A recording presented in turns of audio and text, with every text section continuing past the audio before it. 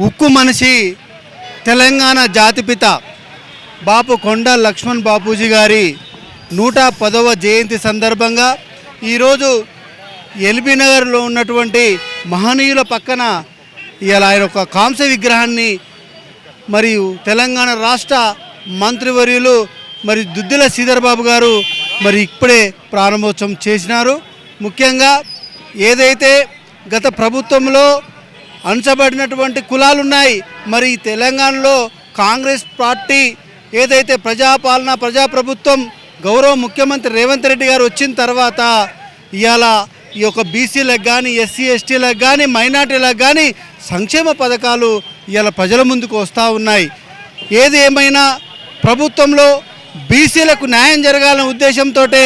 ప్రభుత్వము బీసీలకు 42% రిజర్వేషన్ కల్పించిన ఘనత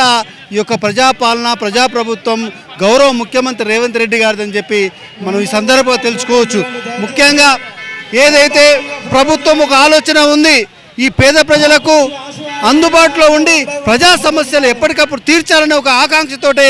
మరి ఇందిరమ్మ రాజ్యము మరి పేదల ప్రభుత్వము ప్రజాపాలన గౌరవ ముఖ్యమంత్రి రేవంత్ రెడ్డి గారు ఎల్బీ నగర్ నియోజకవర్గంలో బీసీ బిడ్డ మదియాస్కి గౌడ్ గారు మాజీ ఎంపీ మరి ఇక్కడ ఉన్నటువంటి సమస్యలు కూడా ఎప్పటికప్పుడు పరిష్కరిస్తూ ఎస్సీ ఎస్టీ బీసీ మైనార్టీలకు అండగా ఉంటూ ప్రజా సమస్యలను కూడా ఎప్పటికప్పుడు తీరుస్తున్న నాయకుడు మరి మదియాస్కి గౌడ్ గారి నాయకత్వంలో ఇలా ఎల్బీ నగర్ నియోజకవర్గంలో అభివృద్ధి కార్యక్రమాలు చేపడతా ఉన్నాం. ముఖ్యమంత్రి గారి ఆలోచన విధానము ఇక్కడ ఉన్నటువంటి మా మదియాస్కి యొక్క ఆలోచనతోటి ఇలా ఎల్బీ నగర్ నియోజకవర్గంలో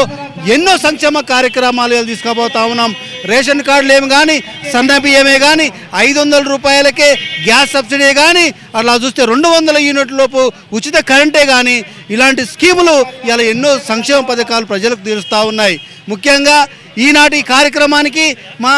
మంత్రివర్యులు శ్రీధర్ బాబు గారికి ఇక్కడ విచ్చేసినందుకు వారికి ప్రత్యేక ధన్యవాదాలు తెలియజేసుకుంటూ జై తెలంగాణ, జై జై తెలంగాణ.